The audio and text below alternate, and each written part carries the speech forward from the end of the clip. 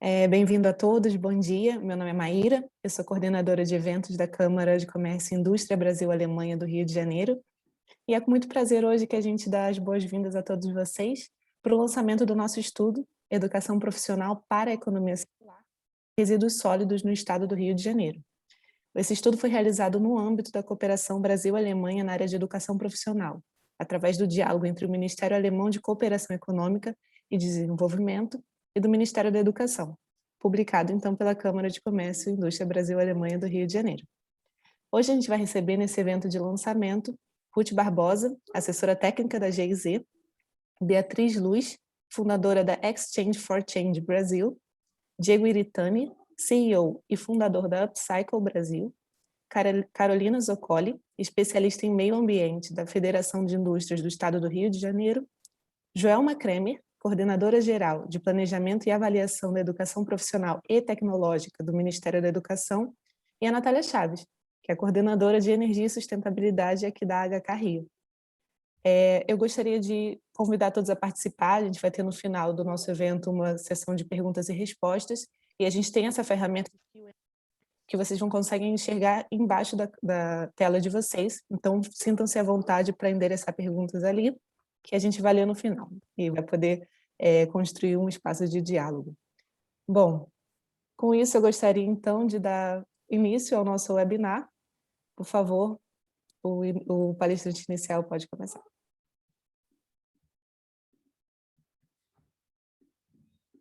Bom dia a todas e todos. A primeira palestrante aqui sou eu hoje. Obrigada pelas boas-vindas, Mayra. Meu nome é Ruth Barbosa.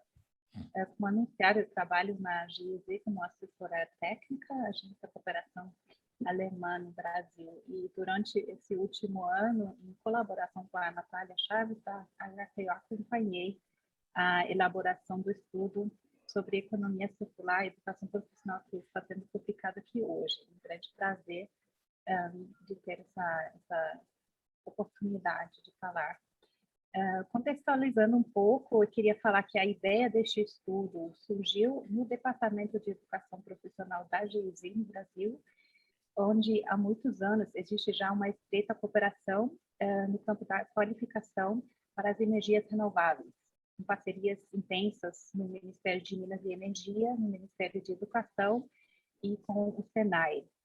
E com esse trabalho, sempre muito positivo, as instituições têm um grande interesse de ampliar as atividades no tema da educação profissional, da cooperação, no futuro, a fim de entender aqui em que áreas temáticas atuar no futuro, fortalecer a educação profissional no Brasil.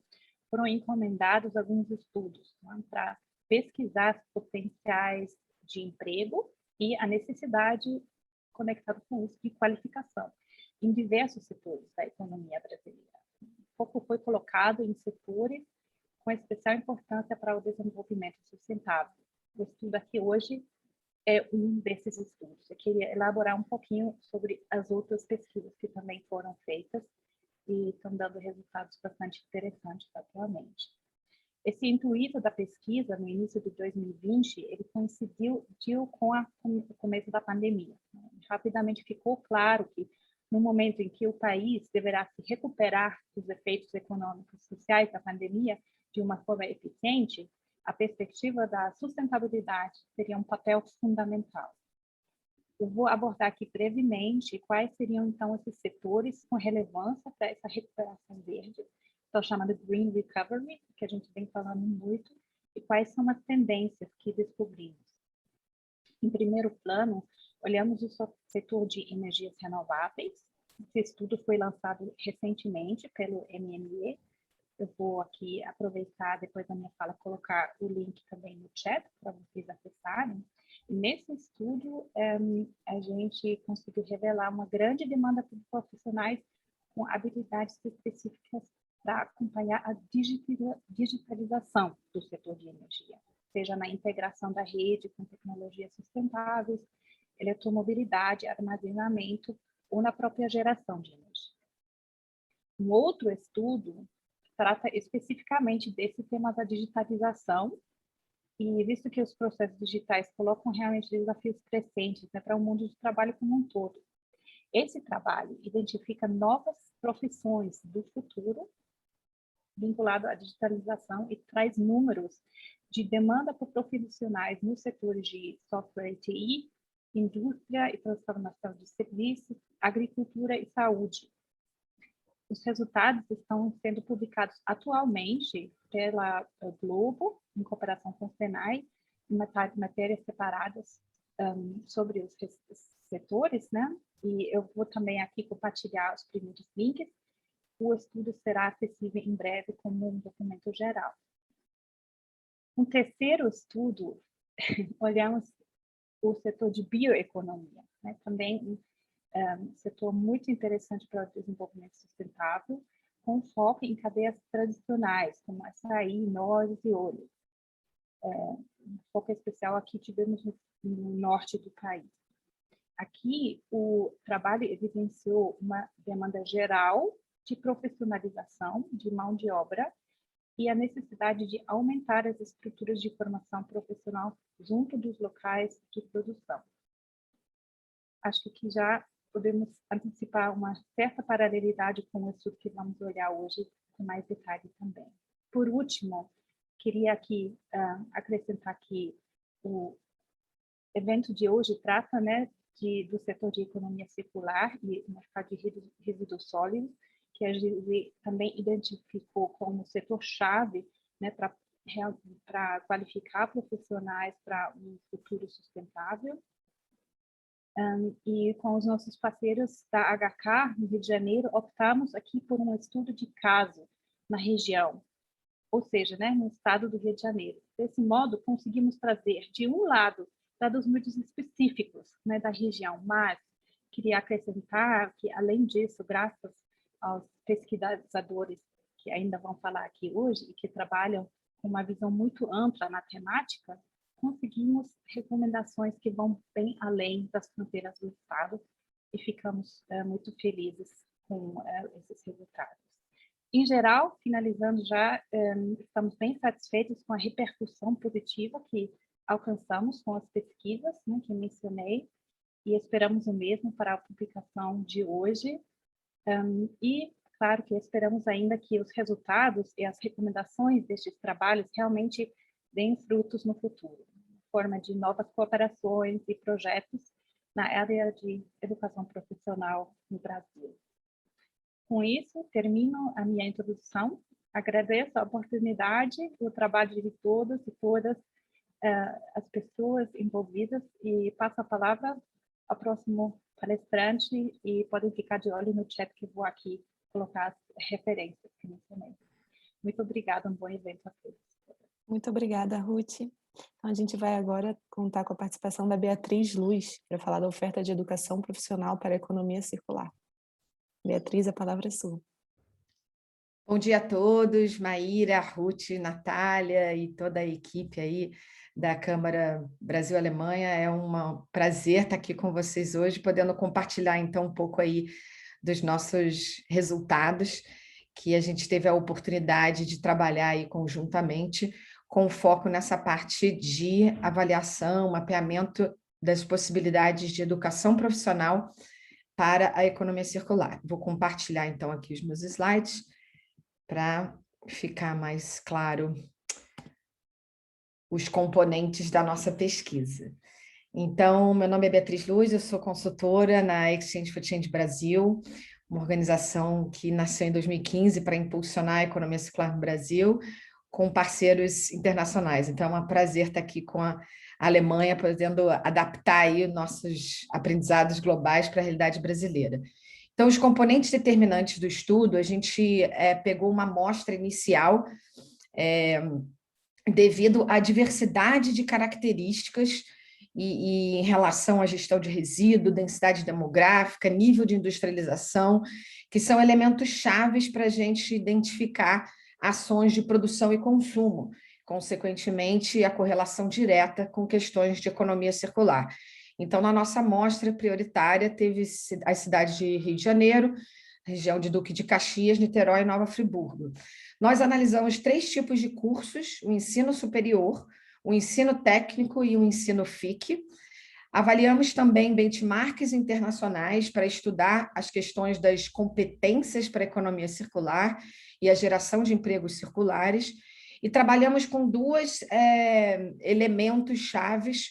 Um foi uma pesquisa direta através de uma survey para análise do mercado brasileiro, que a gente vai mostrar alguns resultados, e uma metodologia científica baseada em critérios e análises ponderadas para a gente chegar nos melhores cursos existentes nessa região para impulsionar e desenvolver as competências necessárias para os profissionais que vão aí influenciar a economia circular no estado do Rio de Janeiro. Tivemos aí na nossa pesquisa, na nossa equipe de pesquisa, os pesquisadores, a Natália Geronazzo e a Priscila Rodrigues Gomes, que fizeram toda essa parte científica e todos os critérios definindo a análise ponderada para chegar nos cursos. Então, o primeiro grande achado foi que nenhum dos cursos que a gente identificou nessas regiões tinham menção direta à economia circular. Para isso, então, a gente criou 10 critérios norteadores.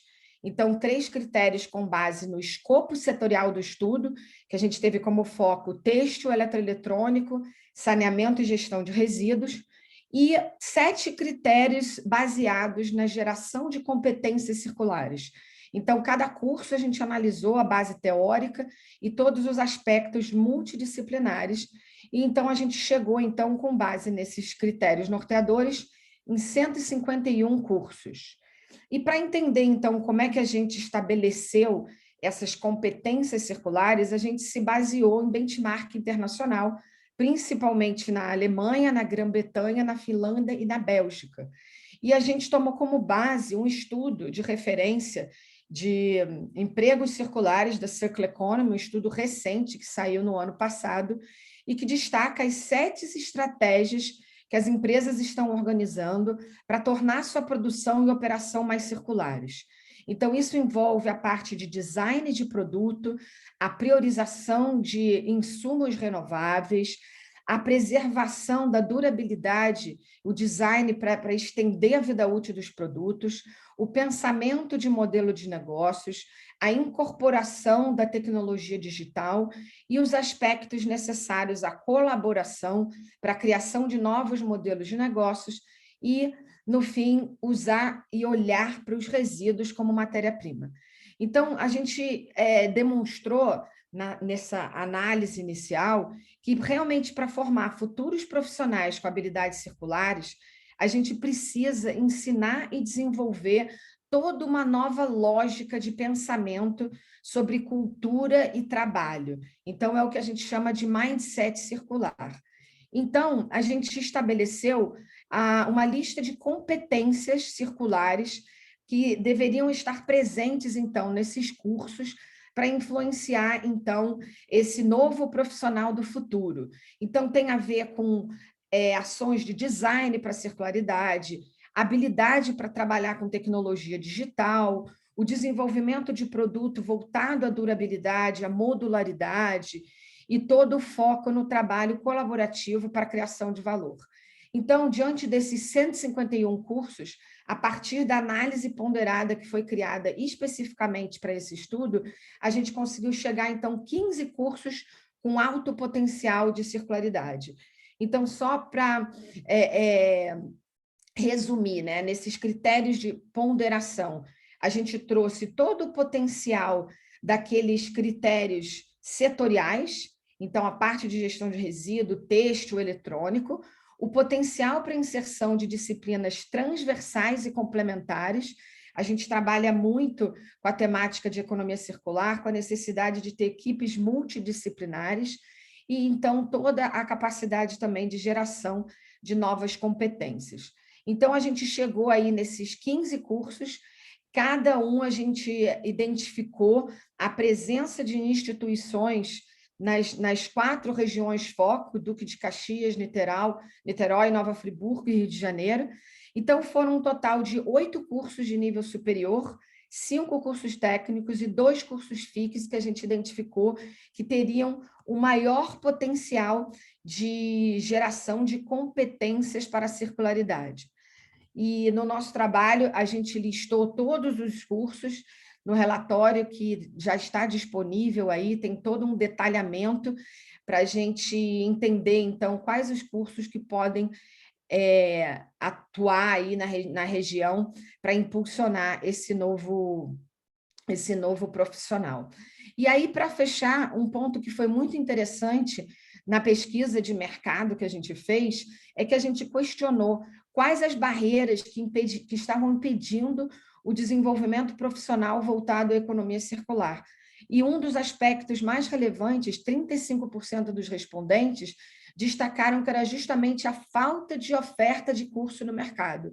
Então, está aí uma demonstração da importância de ter novos cursos de capacitação para que as pessoas entendam realmente a amplitude dessa abordagem de novos modelos de negócio para geração de oportunidades, geração de emprego e ganho de geração de valor aí para todos os atores do nosso Estado. A gente notou que um público da pesquisa foi um público qualificado, 66% alegaram ter familiaridade com o tema, porém 52% destacaram que nunca fizeram um curso sobre o tema. Então, está aí a importância também da gente ir amadurecendo cada vez mais a importância da economia circular, de modo a trazer os princípios e as bases de forma madura para a gente realmente ter essa evolução. E aí, os cursos que mais tiveram atratividade são os cursos de curta duração e o de pós-graduação. E o EAD saiu aí como um destaque aí de interesse dos participantes. E, por fim, só para já passar para o meu colega seguinte, a gente trouxe aí como uma análise extra do estudo o benchmark internacional que está mostrando os tipos de trabalhos relacionados ao profissional do futuro. Então, tem os trabalhos direto, que é aqueles empregos que envolvem os setores de reparo, de gestão de resíduos, e um trabalho mais operacional. O tipo de trabalho habilitador, que são aqueles empregos que vão acelerar a transição através da engenharia, do leasing, da plataforma digital, e que contribui para a circularidade, e os indiretos, que são justamente aqueles que a gente fala de educar e capacitar o público para essas ações. E, por fim, tem sempre uma discussão da importância do facilitador, que é um profissional independente ou uma organização que vai ser responsável por fazer toda essa articulação e o nivelamento conceitual. Então, é isso que eu queria deixar aí para vocês e fico à disposição. Um abraço. Muito obrigada, Beatriz. Bom, agora o nosso próximo colaborador vai ser o Diego Iritani, da Upcycle Brasil, falando sobre o potencial de empregos em resíduos sólidos na economia circular. Obrigado, Maíra. Obrigado a todos pelo convite da HK, da GIZ e aos demais especialistas. É um prazer estar aqui falando sobre o potencial de geração de emprego na economia circular. O que é mais usual a gente ouvir quando a gente fala em economia circular são os benefícios, obviamente, relacionados à sustentabilidade, ao meio ambiente, né, à não geração de resíduos. E é interessante trazer um pouco desse outro olhar. O que, além desses benefícios, que são muito bem-vindos, né, a economia circular pode gerar de impacto realmente econômico mesmo, na economia, na geração de emprego. Antes de falar um pouco sobre esse potencial, eu vou dar continuidade à fala da Beatriz, que ela trouxe, nesse último slide, trouxe uma reflexão muito importante, sobre onde a gente tem empregos diretos, indiretos e habilitadores, né? A gente no estudo focou bastante em emprego direto, que é aquilo que é mais fácil de se mensurar. Quando você entra, mas os empregos indiretos e habilitadores são muito relevantes. Por quê? Para toda uma cadeia reversa ser estruturada, onde você vai ter a geração de emprego de logística reversa, por exemplo, se você tem um designer numa empresa que projeta o produto já com essa lógica, ele está impactando indiretamente, gerando essa demanda de emprego. Mas para esse designer, ele ter essa habilidade, essa capacidade, ele precisa passar por uma formação, desenvolver essas competências. E aí que entram os habilitadores, que vão educar Então, quando a gente fala, quanto mais, não é só investir na geração de emprego direto na economia circular, mas principalmente também nessas outras elos, né, vamos assim dizer, nessas pessoas, né, que têm essa função em alavancar esse potencial de economia circular. E isso é muito importante, tá? Mas voltando ao tópico, né, desse potencial de geração de emprego,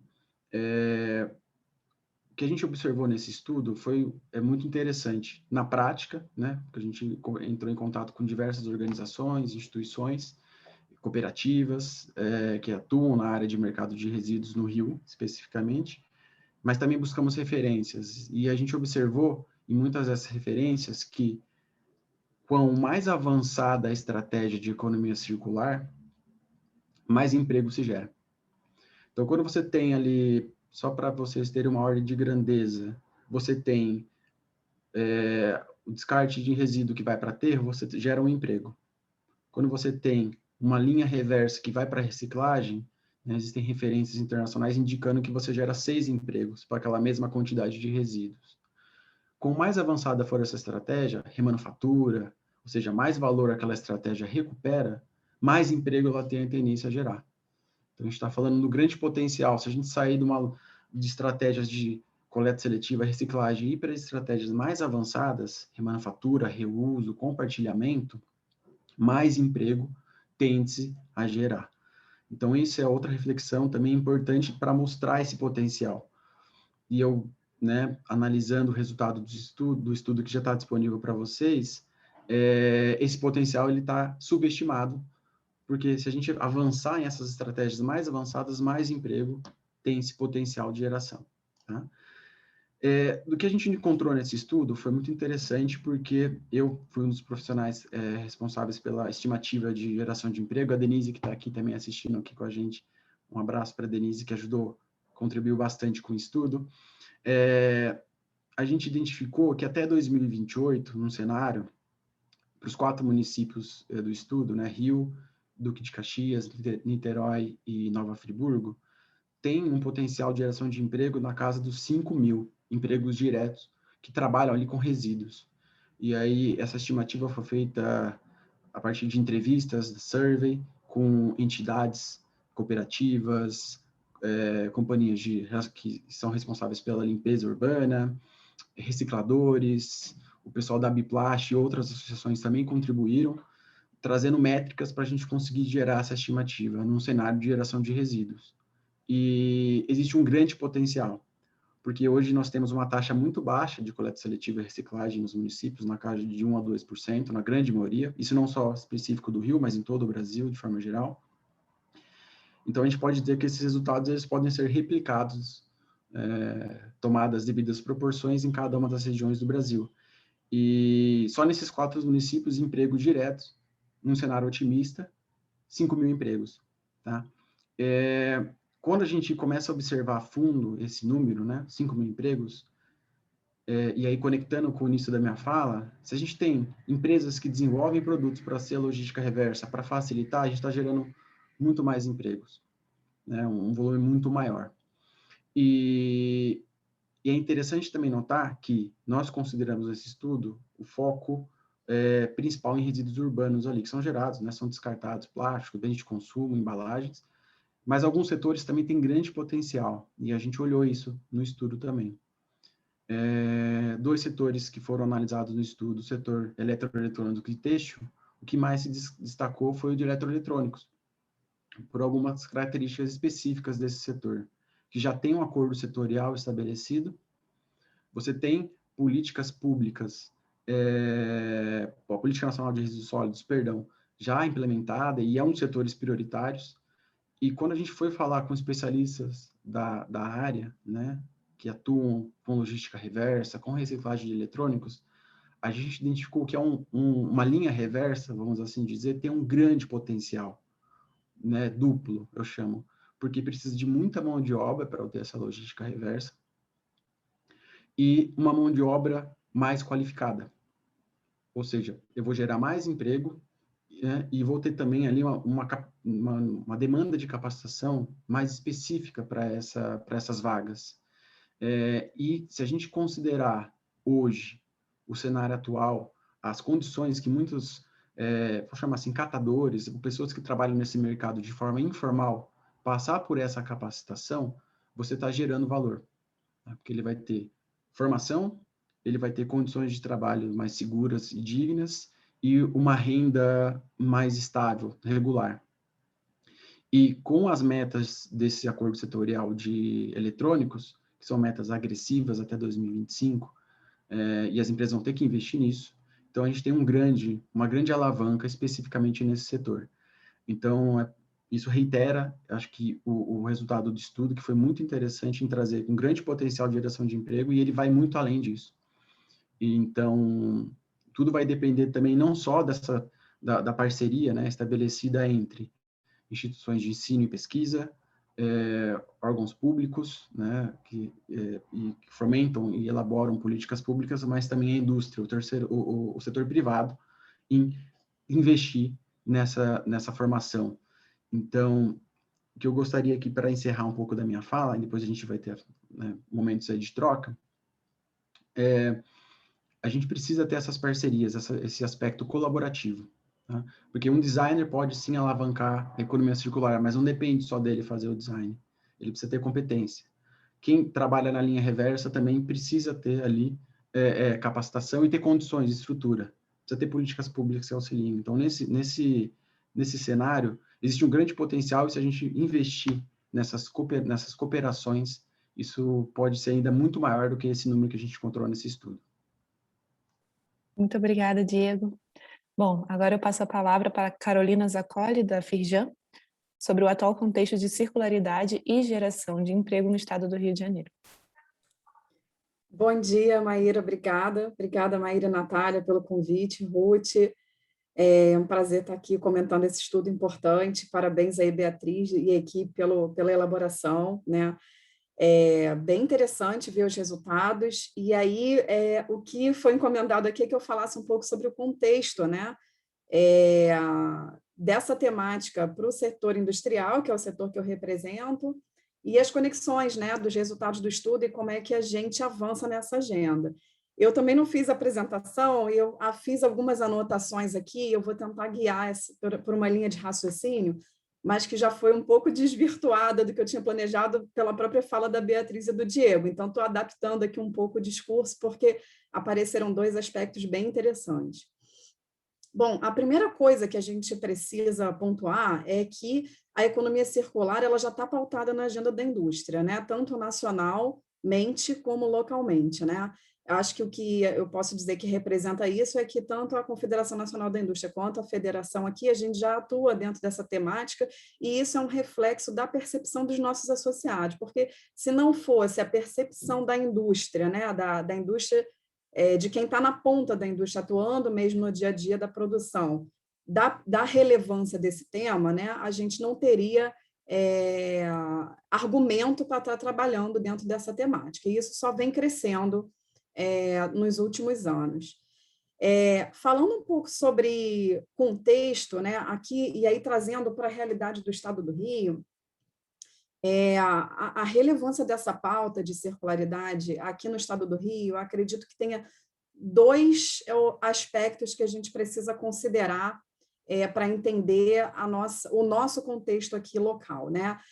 O primeiro deles, e que a gente não pode ignorar, é que essa agenda, ela, em muitos aspectos, ela é puxada pelas grandes corporações, né? Pelas empresas de porte excepcional e que normalmente são empresas de capital multinacional e que são aderentes a compromissos globais de sustentabilidade que trazem essa prerrogativa da economia circular, que precisa ser adaptada para a realidade local. Então, isso é um grande impulsionador dessa necessidade de transformação da indústria para a circularidade aqui no Estado.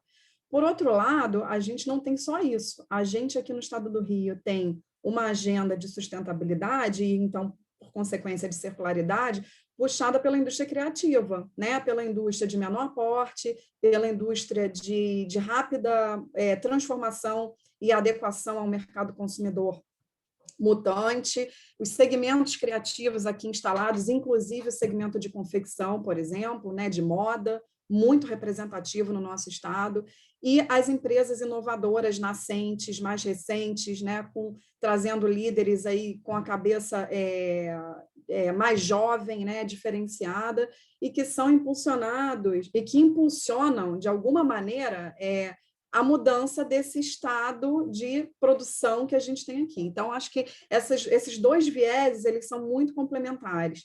Por exemplo, né, a gente tem aqui no estado do Rio empresas oriundas aqui do nosso estado que são grandes responsáveis hoje pela solução de crédito de logística reversa, né?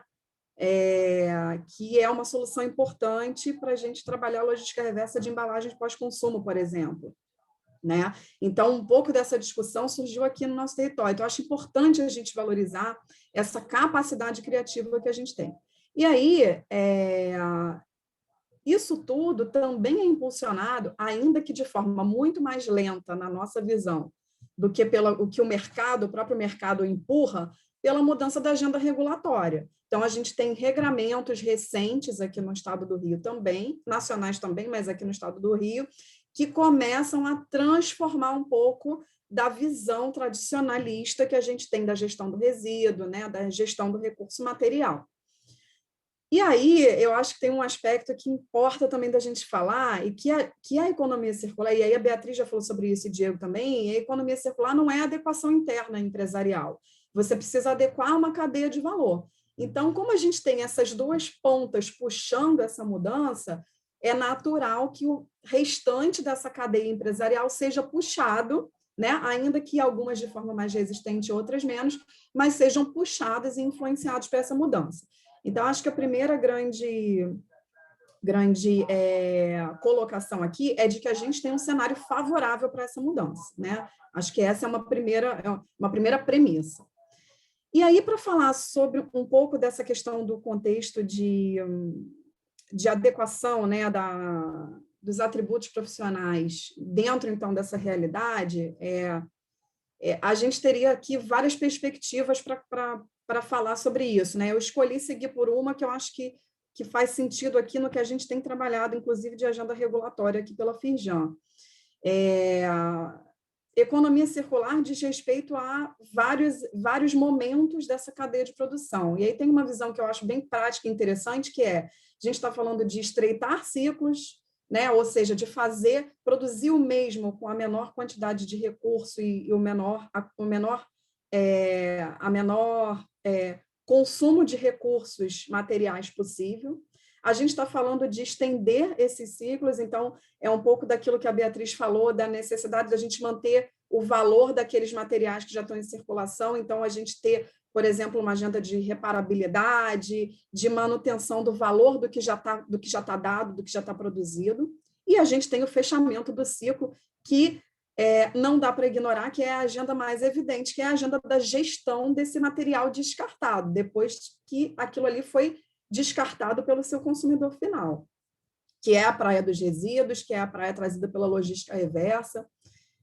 E mesmo da perspectiva da gestão de resíduos, e principalmente dela, essa necessidade de transformação circular perpassa muitos elos, não é só o elo industrial, né? A finalidade é você reinserir esse material na transformação industrial, para que ele possa, né, entrar de novo nesse ciclo de produção e a gente evite aí o consumo da matéria-prima virgem. Essa é o último objetivo. Mas, para que isso aconteça, a gente precisa de uma perspectiva dos outros elos da cadeia, que precisam, né, fazer com que isso aconteça, precisam ter interesse econômico de que isso aconteça, precisam ter conhecimento e competências, né, precisam estar imbuídos dessa, e precisam ter estrutura e possibilidade de trabalhar nessa cadeia de retorno.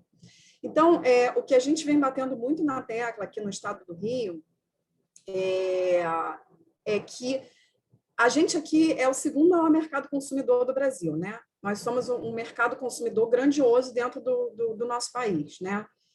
E isso traz alguma perspectiva que a gente não pode ignorar para falar dessa migração, dessa virada de chave, né? E dessa mudança de patamar para a circularidade. Então, uma das coisas importantes, e aí eu vou pegar o exemplo que o Diego falou da logística reversa de eletroeletrônicos, por exemplo. Bem, vamos, né? Como a gente é o segundo maior consumidor, vamos supor que a gente é o segundo maior mercado consumidor de eletroeletrônicos. Não tem esse número aqui, mas a gente é um grande mercado consumidor de eletroeletrônico. Mas a gente não é um mercado produtor de eletroeletrônico, né? A gente não tem uma fabricação relevante e representativa de produtos eletroeletrônicos aqui no nosso estado. Então, como é que a gente faz para essa cadeia fechar aqui no nosso território? Né? É complexo, porque a gente precisa estimular que os elos de beneficiamento desse material estejam próximos da geração desse resíduo pós-consumo, ou seja, eles estejam aqui, porque hoje o que a gente faz é exportar esse resíduo todo para ser beneficiado fora daqui. A própria Green Electron, a gente conversa muito, que é uma das gestoras de logística reversa de eletroeletrônicos, vem tentando prospectar parceiros aqui no estado e não encontra essa estrutura instalada para poder fazer esse beneficiamento aqui no nosso estado. E imagina quantos benefícios econômicos, sociais e ambientais a gente não pode ter se a gente conseguir atrair esse investimento e atrair essa instalação dessa cadeia de negócios para perto de onde a gente está gerando. Né? Isso impulsiona, isso facilita tudo. Isso tem um impacto ambiental grandioso, positivo, que você não precisa ficar transportando e perdendo recurso no meio do caminho, porque se perde recurso, e você atrai, por bola de neve, né, toda a necessidade da estruturação de negócio que você precisa ter. Então, a gente tem focado muito nesse desafio, e esse desafio tem tudo a ver com a questão da competência profissional, porque essas competências profissionais, que foram muito bem levantadas pelo movimento e pelo estudo de vocês, elas têm uma capacidade também de retroalimentação desse processo. Porque a partir do momento que você tem massa crítica formada numa determinada localidade para aquela necessidade, você também tem um corpo de pessoas que está dizendo, de alguma forma, olha, a gente tem essa competência. Vamos fazer isso aqui, né? Vamos fazer isso acontecer aqui, na nossa localidade, na onde a gente nasceu, na onde a gente foi criado e na onde a gente está vendo o problema de sustentabilidade acontecer. Então, assim, eu acho que essa minha contribuição aqui para o debate, ela acaba ficando um pouco filosófica, né? Ela não é tão prática, mas acho também que não era esse o objetivo, porque os dados estão no estudo, né? Não estão vindo aqui dessa fala, mas é importante para a gente entender como é que essa retroalimentação pode acontecer e ela é muito bem-vinda. E aí, indo para o final aqui da minha fala, né, e pegando um gancho do que a Beatriz falou ali das competências facilitadoras, que é um pouco o que a Firjan também vem tentando fazer como representante do segmento industrial, né, de ser uma instituição que diz o tempo todo, olha, gente, isso é importante, isso vai trazer investimento, isso vai trazer empregabilidade, isso vai trazer ganho de valor agregado nos produtos que a gente está colocando no mercado, isso é a tendência, isso é o futuro, né? Então, esse nosso papel de reforçar essa fala, ela também acaba permeando num outro movimento que está acontecendo, e que não é menos importante do que esse movimento técnico nosso, que é o movimento da mudança de ambiente regulatório. Porque para tudo isso que a gente está falando aqui acontecer, a gente precisa de um ambiente regulatório que propicie isso. Então, a gente está, né, nos mais diversos fóruns, né, discutindo, por exemplo, a ressignificação do conceito de resíduo.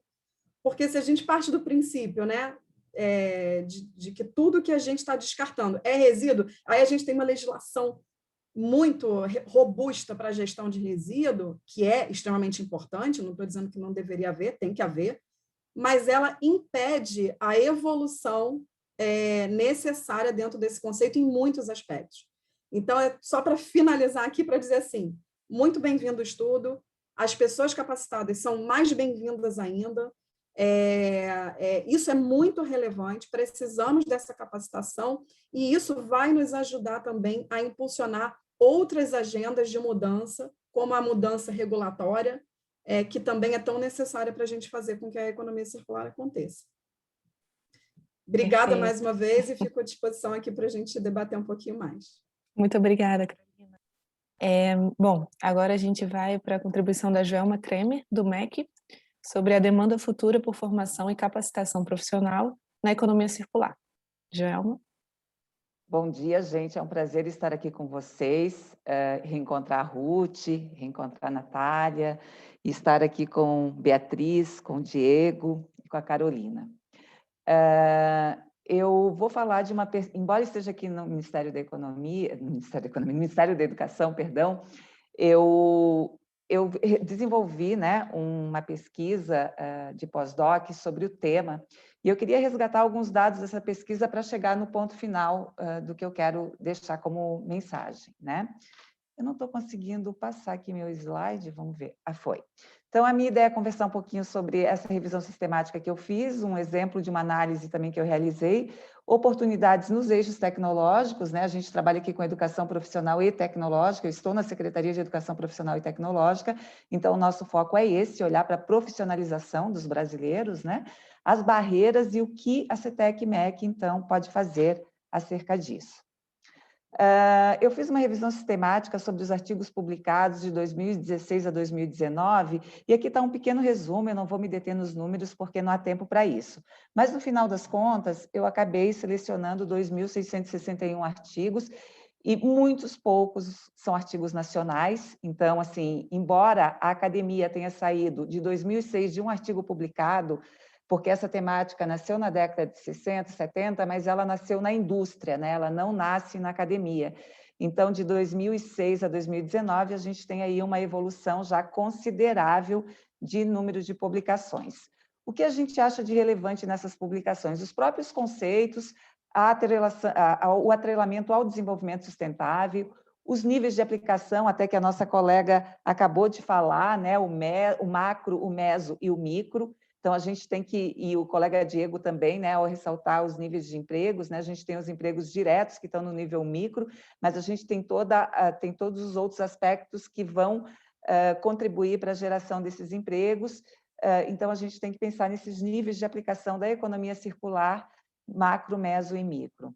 A própria regulamentação também acabou de ser citada, a questão da gestão, né, a importância da gestão nesse processo, e sobre isso até gostaria de destacar um artigo que eu li na Folha de São Paulo nesse fim de semana, que fala da falta de profissionais especializados em governança corporativa para o meio ambiente social no Brasil, então é uma área que precisa ser desenvolvida também.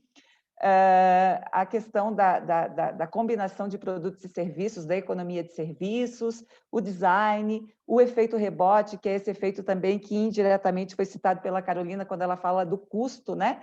O custo de se fazer a reciclagem, o custo de se fazer esse processo, ele não pode ser maior do que o benefício que ele é causado, ou né, para ter atratividade econômica, ele precisa ter pelo menos alguma comparabilidade com o custo de se utilizar uma matéria-prima original. A logística, né, a logística reversa, ela tem um papel fundamental aqui. A questão de você ter indicadores para acompanhar isso, né, que é uma deficiência em geral dos nossos sistemas aqui no país também, e as próprias barreiras.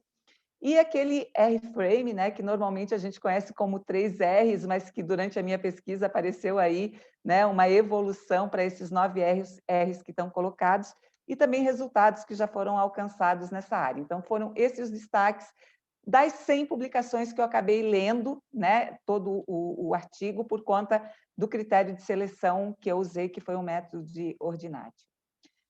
Eu acabei realizando uma análise mais aprofundada de uma das áreas que me chama a atenção desde a época que eu fiz o meu doutorado, onde eu estudei consumo responsável, consumo sustentável, e então eu resolvi me aprofundar primeiro nesse tema, mas eu tenho material para me aprofundar nos demais também, o que falta é um pouco de tempo, né? Daí a gente tem que fazer a gestão do tempo.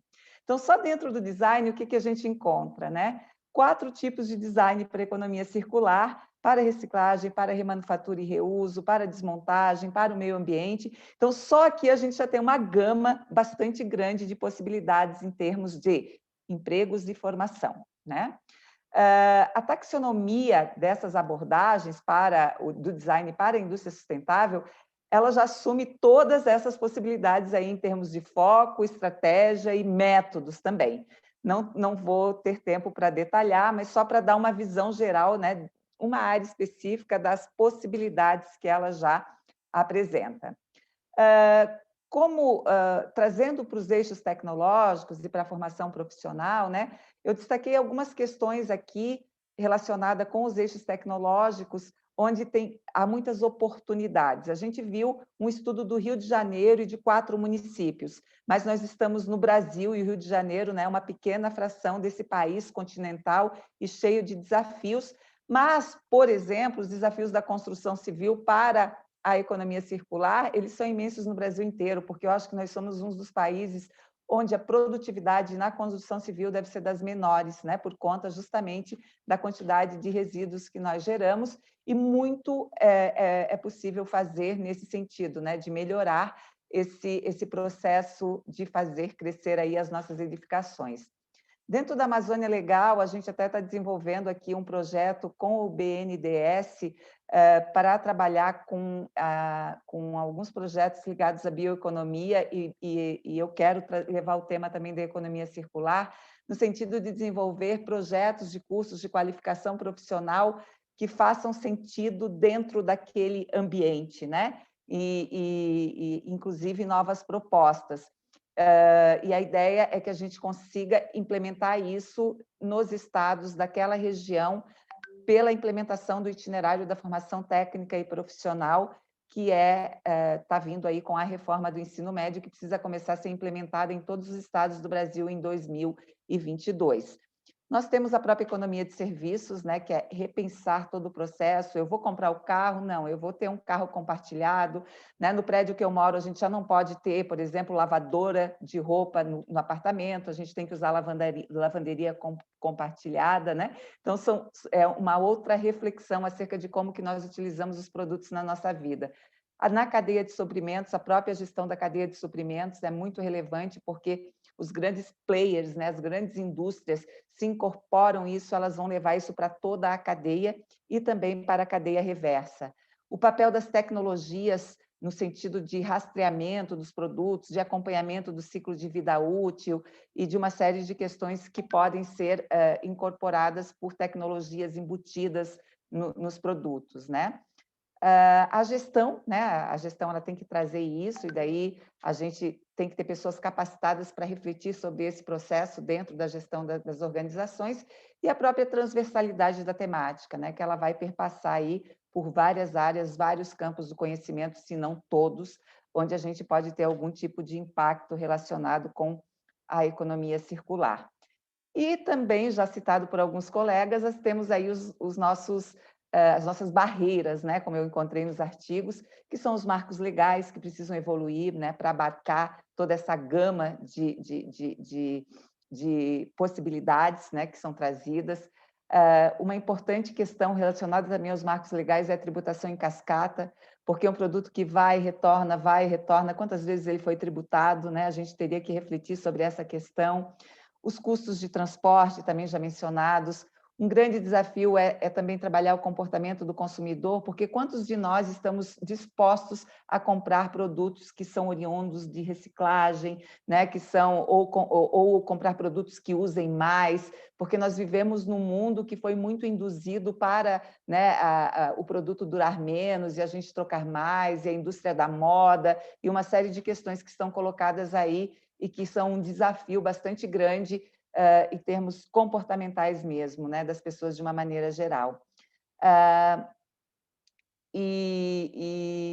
Entre outros aspectos aí que a gente poderia... A falta de personalização não é falta de personalização, gente, foi um erro aqui de digitação, é falta de profissionalização. Eu fui ler agora e travei até, não é falta de profissionalização por falta de profissionais colocados, né, no mundo do trabalho para lidarem com essas questões, porque não existe formação para isso. E nos cursos de design de produtos que eu pesquisei no Brasil, por exemplo, só 51% trabalha o tema da sustentabilidade. Economia circular eu não vi aparecer também. Então, assim, realmente a gente tem um campo bastante desafiador aí, né? Um caminho bastante desafiador para percorrer. E o que nós da CETEC-MEC podemos fazer? Eu comentava aqui há pouco com os colegas, antes de iniciarmos a fala, que eu já sou conhecida como a chata da economia circular aqui no Ministério, porque qualquer assunto que venha a ser pautado, eu coloco, a gente tem que lembrar da economia circular, a gente tem que colocar aí o tema da economia circular. Então, o papel que a gente pode fazer aqui, né, é fomento via editais ao tema, e a gente já vai estar com alguns editais no segundo semestre, pelo menos um deles já vai trazer esse tema, né, que está relacionado com o empreendedorismo, e também criação de um programa, assim como a gente já tem o Energif, que é uma parceria já com a GIZ, né, com a Alemanha, eventualmente pensar num programa similar para trazer essa temática, né, da economia circular, que pode agregar também bioeconomia, que também é tema de outro estudo aqui que foi desenvolvido. E a única coisa que é um recurso ilimitado, né, é o conhecimento, é o ativo que aumenta com o uso. Então, eu trago essa reflexão porque todos os demais ativos aí da natureza, né, eles vão se extinguindo. O conhecimento não, então a gente tem que usar o conhecimento a nosso favor para fazer as coisas acontecerem de uma maneira mais consciente, né, mais que contribua mais aí com o futuro da humanidade e a manutenção do planeta aí para gerações futuras. Obrigada. Muito obrigada, Joelma. Bom, agora vamos para a última fala, que é a da Natália Chaves, a minha colega, e ela vai falar sobre recomendações estratégicas para a formação profissional na economia circular. Eu estou tentando sair aqui para tirar a minha apresentação, gente, não estou conseguindo. Deixa eu ver como é que eu faço isso. Deixa eu ver se eu consigo te ajudar, Joel. Se você conseguir, por favor, porque travou aqui. Natália, pode começar a falar? E aí a gente vai resolvendo essa questão aqui em paralelo. Perfeito. Bem, eu acho que depois de todas as falas, é muito interessante verificar que as recomendações realmente caminham, né? Até com a participação da Joelma, da Carol, as recomendações que estão presentes no estudo vieram dessa observação desse contexto para trazer um pouco, né, de possibilidades e eventuais ações que podem ser feitas através da identificação desses fatos. Então, a gente dividiu no estudo dois tipos de recomendações, né, voltadas para capacity development e também para os agentes de educação profissional e ensino superior. Então, dentro das capacity development, a gente abordou questões como pesquisa, materiais didáticos, fortalecimento, desenvolvimento institucional e formação de futuros líderes, no sentido de mapear, principalmente, essas habilidades, essas demandas que têm as empresas por profissionais que vão estar atuando no setor de economia circular e gestão de resíduos sólidos, além, é claro, do compartilhamento dos conteúdos e dos ensinos que são feitos, né? Como a Beatriz comentou, e a Carol também, são diferentes as ações que estão sendo feitas em relação ao tema, e para que a gente não fique o tempo inteiro, né, batendo na mesma tecla, é essencial que as instituições compartilhem os saberes. Além, é claro, da tradução dos eventuais estudos e políticas e outras publicações internacionais que podem incentivar, então, o Brasil a fazer um intercâmbio entre as redes globais que já estão muito bem encaminhadas em relação à economia circular, né? E isso também, com certeza, vai fortalecer o diálogo entre os setores de educação e o meio mais corporativo. Já para os agentes de educação, né, profissional e superior, as recomendações se pautam principalmente nos gargalos e nas ações que foram encontradas através dos dados que a gente conseguiu analisar e obter com essa pesquisa, né? E como o Diego comentou e a Beatriz também trouxe um pouco dos quais foram os achados, as nossas principais recomendações para esses agentes que trabalham com a educação são, então, a inserção de temas e competências nos currículos já pré-existentes, ou seja, com a inserção de disciplinas que sejam transversais em todos os cursos e em todos os níveis de educação, isso desde o ensino médio para a criação de uma cultura, né, de circularidade, como também a inserção de temas de economia circular em outros cursos que tenham alguma congruência. Além, é claro, da criação dos novos cursos voltados para a área de economia circular, para que a gente tenha a formalização efetiva desses cursos nos catálogos disponíveis no ensino FIC, no ensino superior e no ensino técnico também, né? Além disso, as recomendações aos agentes do ensino incluem, então, os cursos de economia circular para agentes e os públicos-alvos que se encontram em situações de vulnerabilidade, né? A gente viu que grande parte do setor tem uma capacitação baixa e isso, com certeza, dificulta o desenvolvimento da temática do país. Então, é essencial que tenha também a capacitação do público mais vulnerável em programas, né, que sejam vinculados a outras instituições, organizações do ensino e das faculdades e dos ensinos técnicos, para que a gente consiga, então, desenvolver essas habilidades circulares para esse público que está tão presente e é tão essencial para o setor de resíduos sólidos, não só no Rio de Janeiro, que é o foco do estudo, mas também no Brasil como um todo, né? E de forma a criar programas que também incentivem a capacitação dessas mulheres que são catadoras, por exemplo. Então, seria inevitável a gente também não pontuar a necessidade e a consideração óbvia dos participantes da pesquisa, como a Beatriz trouxe, que os cursos que são mais interessantes são os cursos de curta duração e cursos de pós-graduação, né, que sejam mais cursos e especializadores. Então, outro sentido que foi recomendado foi, então, a digitalização dos cursos que já são existentes e que estão mais próximos dessa temática, né? Por exemplo, a digitalização, então, desses 15 cursos que tem, que abordam temas que são mais similares à economia circular e gestão de resíduos sólidos.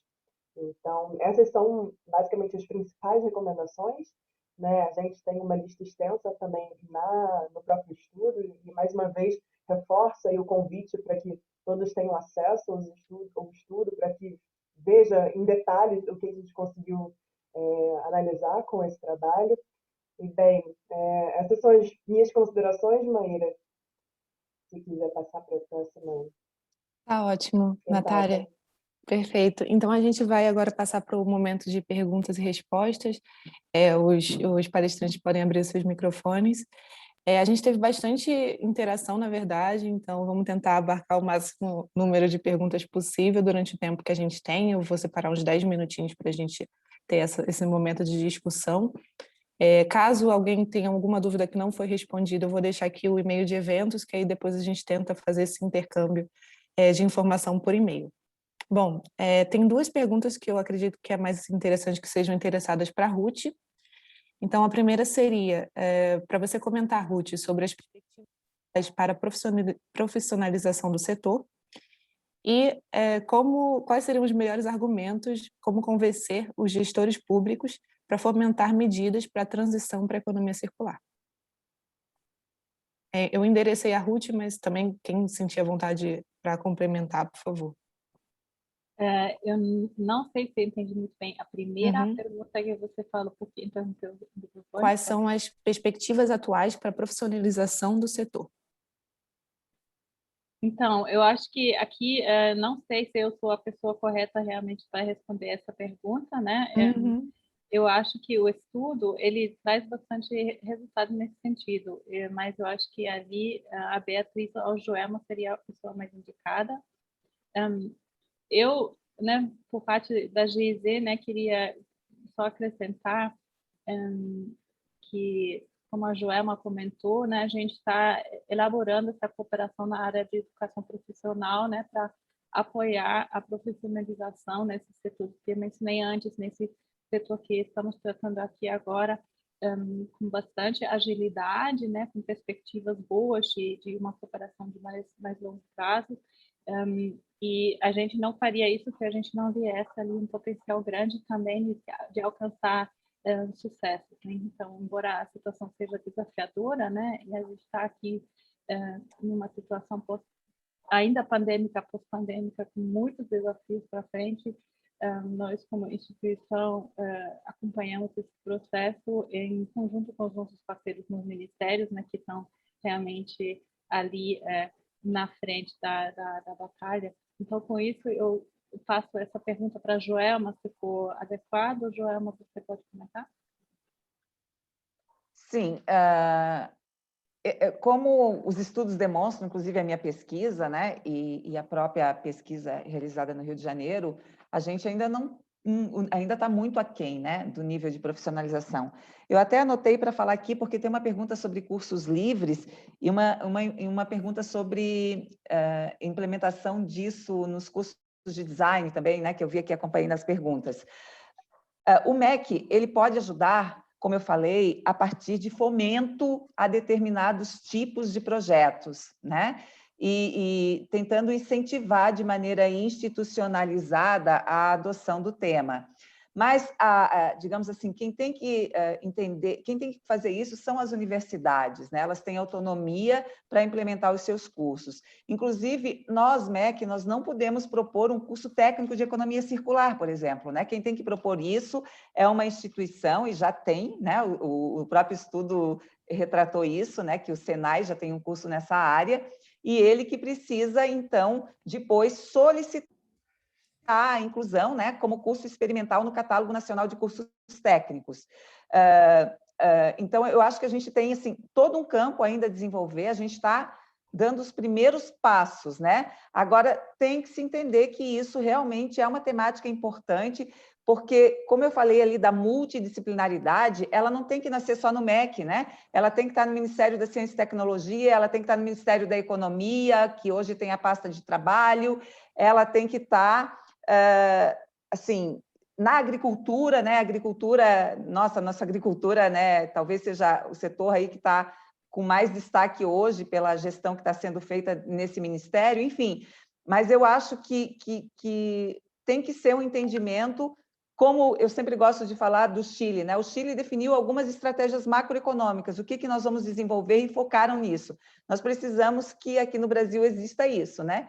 Exista realmente um foco governamental do Estado, e não só de governo, né? de que isso é importante e de que precisa ser trabalhado, né? Num conjunto de ações que envolve também bioeconomia, na minha visão. E energias renováveis, a gente está vendo aí mais a iminência de uma crise energética. Né? Tá ótimo. Beatriz, você gostaria de complementar? Sim, eu acho que eu posso complementar trazendo um contexto da importância e da relevância do tema no Brasil e na América Latina. É claro que eu, Carolina, Diego, que estamos aí hands-on no tema, vamos falar que as perspectivas são imensas e são maravilhosas, né? E essa é justamente a tendência, né? A economia circular virou prioridade número 1 do Programa de Desenvolvimento da União Europeia. E o quanto isso é relevante para o nosso país. O novo Plano de Ação de Economia Circular, publicado em março de 2020, tem ali um elemento-chave que fala: a União Europeia só será bem-sucedida se a transição para a economia circular for acontecer em todos os países, for realmente uma transição global. E aí a gente vê logo na sequência, no início de 2020, o lançamento de uma coalizão de economia circular para a América Latina, com a UNEP, a Ellen MacArthur Foundation, o World Economic Forum, reunindo atores da América Latina para desenhar uma visão de economia circular para a região. Então, a partir desses movimentos, eu acho que se torna uma base cada vez mais relevante para a gente desenvolver o tema e trazer esses aspectos de capacitação para o nosso país. Tem também o aspecto que a Unido financiou um roadmap de economia circular para a América Latina, e semana passada foi o lançamento desse roadmap, liderado pelo MCTI, e que colocou aí a relevância do tema, a importância de consolidar uma visão compartilhada. Então, como a Joelma falou, né, unindo vários ministérios, porque é um tema altamente multidisciplinar, mas que tem educação como base de tudo, né? Na survey que a gente fez desse estudo, a gente até se surpreendeu, e já que teve uma pergunta aí sobre curso livre, a quantidade de curso livre realmente existente. Então, foram mais de 20 que a gente viu. Mas como que a gente estabelece uma base de conhecimento, um alinhamento conceitual desse curso livre? Né? Esse é o grande desafio do mundo moderno, desafio e oportunidade, né? A gente pode ter aí o EAD e achar informações inúmeras na internet, mas como é que a gente garante que também algo que não é muito adequado, que está sendo replicado e vira verdade? né? Então, curso livre, o desafio é que qualquer um pode passar aquele conhecimento e como a economia circular é muito ampla, cada curso pode estar dando uma abordagem diferente, que não é errado, mas pode ocorrer uma simplificação do termo. Esse é o meu único ponto, né? Então, é muito bacana ter o MEC e ter bases, padrões e essa troca internacional para a gente realmente trazer o conceito de uma forma robusta e abrangente. É claro que tem uma trajetória, né? A gente não vai dar um salto, né, de uma hora para outra, por isso o termo transição. E esse estudo focou muito na parte de gestão de resíduos. A gente ainda tem produto como serviço, remanufatura, compartilhamento, né? Tem uma série de coisas e que é até difícil de mensurar a oportunidade de geração de emprego. E o último ponto que eu queria destacar, então falamos do roadmap, da coalizão, a indústria está extremamente engajada, a Carolina está aí para mostrar para a gente que a indústria brasileira, a CNI, está extremamente engajada no desenvolvimento da norma ISO. Então, isso é muito bom. Em 2019, a CNI fez o lançamento, o evento anual da CNI sobre economia circular. Então, eu acho que isso só fortalece a importância do tema e a gente viu na survey uma necessidade, né, dos profissionais de buscar esse conhecimento. Então, a disponibilidade do curso também é muito importante.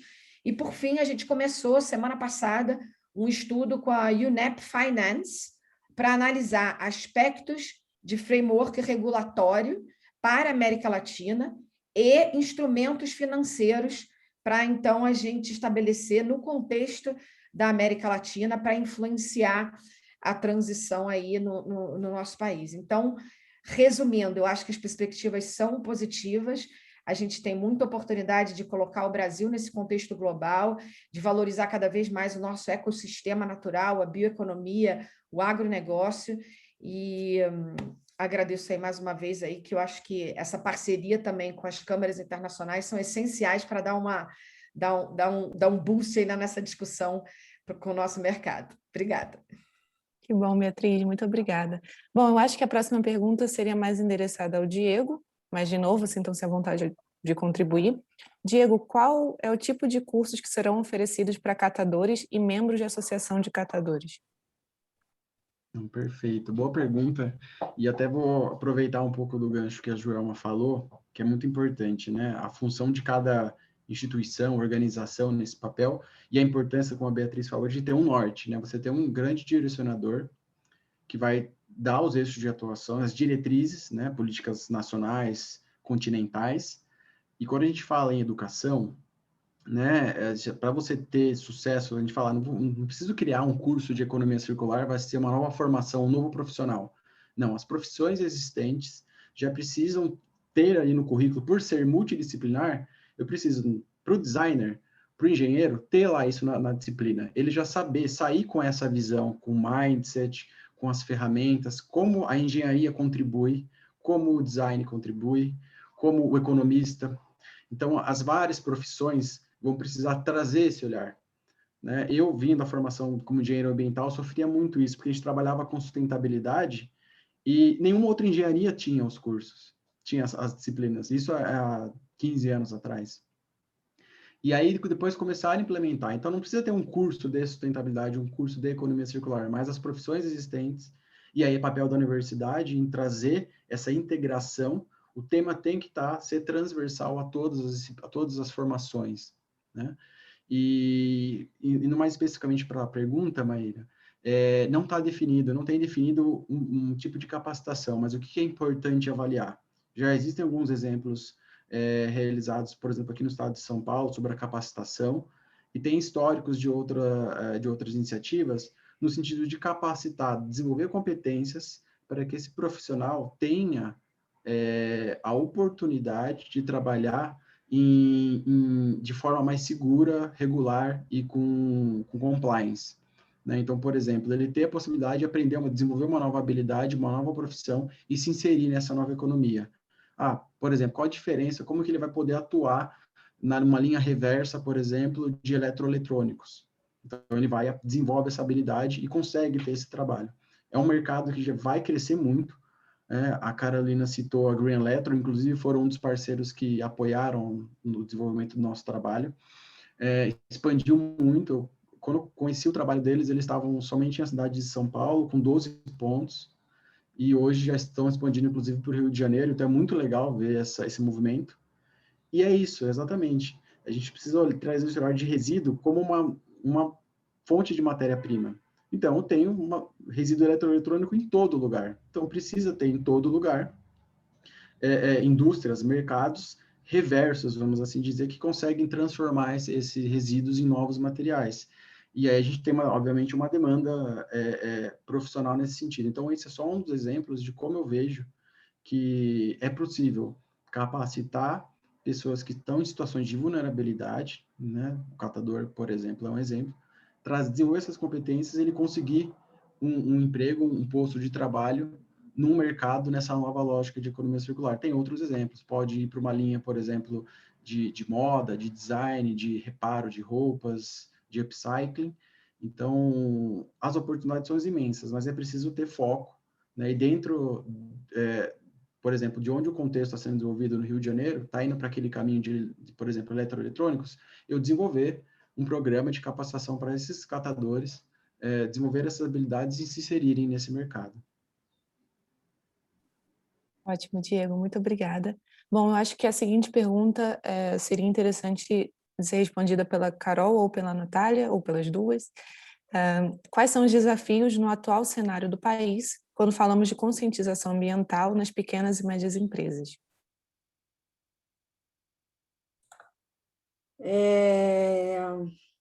Bom, eu acho primeiro que tem um certo tabu aí de que a pequena e a microempresa ela não tem engajamento para sustentabilidade, engajamento ambiental.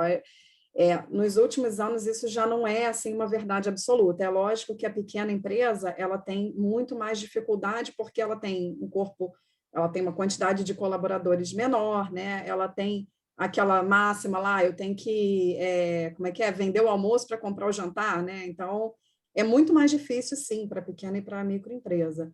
Mas eu acho que eu responderia um pouco com aquilo que eu trouxe, né, como o contexto aqui do Estado. Tem muitas empresas de pequeno porte que estão trazendo o viés da transformação, da adaptação, estão inclusive percebendo na circularidade um nicho diferenciado de trabalho, né, de negócio.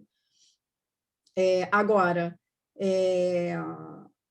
para as empresas, né, que não têm esse viés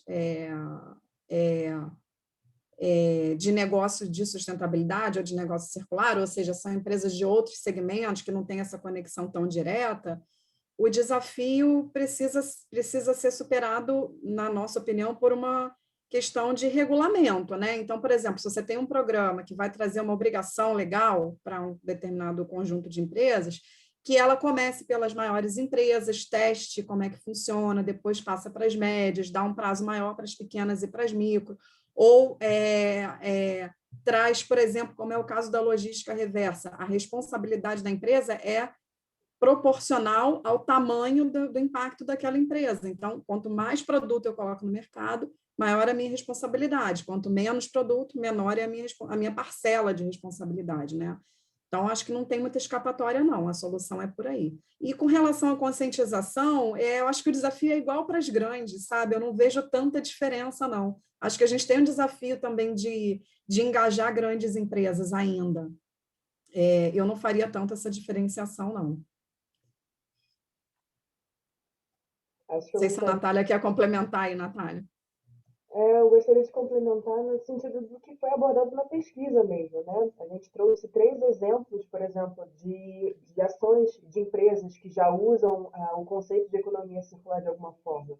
Né? E, obviamente, né, essas empresas estão mais próximas, não necessariamente trabalham diretamente com a economia circular, mas elas, de alguma forma, já trabalham com o conceito.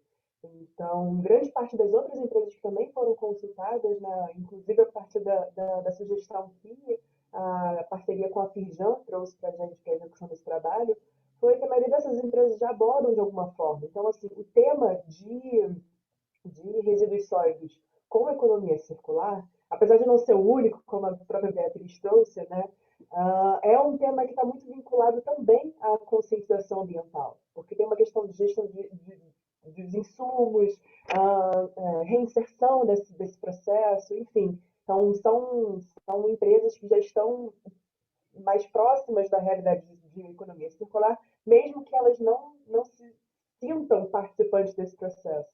Então, tem uma questão cultural também, né? Apesar de, óbvio, em outras empresas que talvez não trabalhem com o tema, por exemplo, empresas de energia, não necessariamente estão conscientes de que eles estão contribuindo com o processo da economia circular.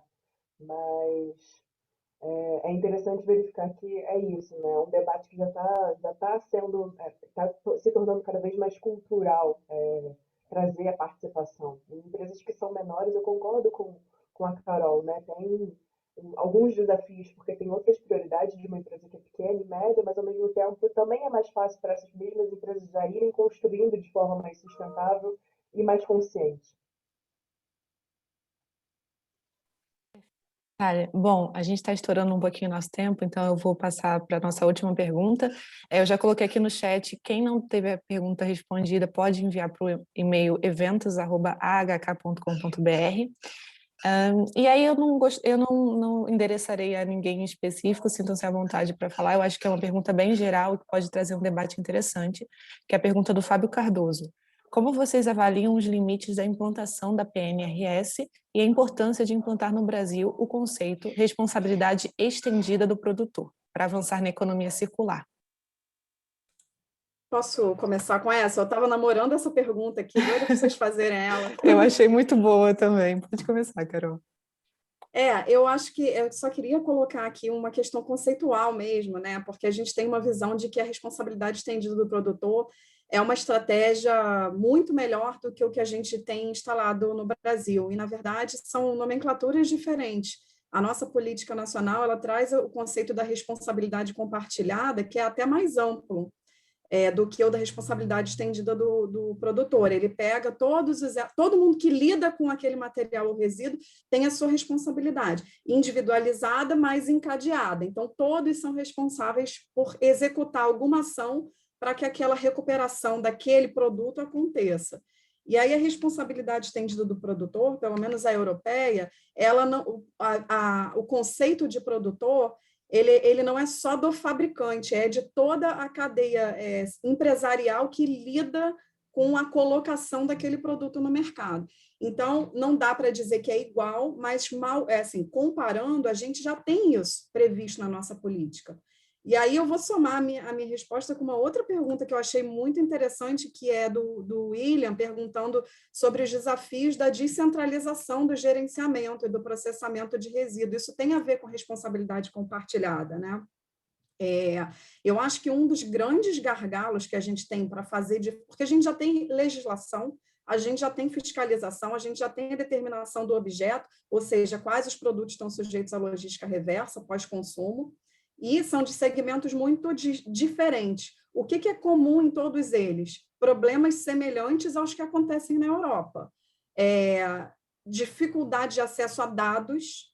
Então, nesse sentido, a questão da evolução tecnológica, de tecnologia da informação, vai ajudar a gente a pegar esses grandes dados e conseguir organizar de forma que eles ajudem na gestão. Isso hoje a gente não tem no Brasil, a gente precisa de dados. Os dados estão imputados em plataformas e eles não conversam com nada.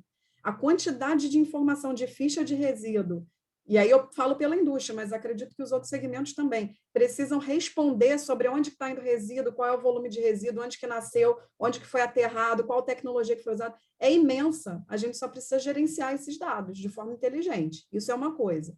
E a outra coisa que é fundamental nesse processo é a formalização da cadeia, tanto da cadeia de ida quanto da cadeia reversa. Porque, assim, é muito importante a gente considerar o contexto que a gente tem aqui de gestão de resíduos sólido urbano, principalmente. Mas não dá para a gente fundamentar e dizer que a gente vai migrar para uma economia circular de gestão de pós-consumo no Brasil, explorando ou continuando explorando uma cadeia informal que não tem CNPJ, registro, que trabalha em condições completamente fora do que é previsto, inclusive pela legislação, né? E que está fora desses ambientes de controle dos dados, inclusive. Então, assim, a gente precisa evoluir na gestão dos dados e da informação. Acho que a gente está caminhando para isso. Existe uma compreensão sobre essa necessidade muito grande e compartilhada por todos os elos. E a gente precisa também de facilitar a formalização dessa cadeia para que a gente consiga enxergar os fluxos como eles estão acontecendo e fazer a mediação e a melhoria desses fluxos, né, e a otimização. O Rio de Janeiro precisa demais disso. E a gente tem tentado fomentar isso, né, nas nossas negociações, inclusive junto aos órgãos reguladores, legisladores, para mostrar essa carência que a gente tem. Agora, tecnologia já existe, ela pode não estar instalada aqui, mas a gente tem como importar. Investidor existe, a gente tem que atrair ele para cá. Só que a gente só vai conseguir fazer isso a partir de um solo firme, de um território firme, que é fundamentado em formalização e informação. Acho que eu matei aí 2 coelhos com uma cajadada só. Eu queria fazer um comentário sobre a PNRS, né? Porque eu já estudei bastante isso também, já fui professora de logística reversa em pós-graduação e tal, e ela é reconhecida como uma legislação muito bem elaborada, né? Assim como várias legislações que nós temos no Brasil. Qual é o grande problema, né? Implantar, né? Então, é para reflexão mesmo, né? O que eu queria contribuir só nessa linha, o Brasil ele tem a legislação brasileira ambiental é muito boa, ela é uma das melhores do mundo, o problema exatamente é a execução e implementação em muitos casos. Mas voltando um pouco à questão da responsabilidade estendida, é um conceito que foi anterior à responsabilidade compartilhada, que surgiu com o programa de política de programa integrada de produto da Europa, na IPP. Ela é muito interessante. A responsabilidade compartilhada ela é mais ampla, e a gente pode entender que ela engloba, de certa forma, na minha visão, a responsabilidade estendida do produtor. Por quê? O produtor ele vai ter que olhar para o ciclo de vida do produto. Ele decide, ele que faz o design, ele decide os componentes, como que vai ser feito, o que ele coloca. Então, aquilo é responsabilidade dele. O usuário tem responsabilidade de fazer o descarte adequado, né, de dar a destinação adequada para aquele produto no fim de vida, ou para uma reciclagem, ou para um reparo. Então,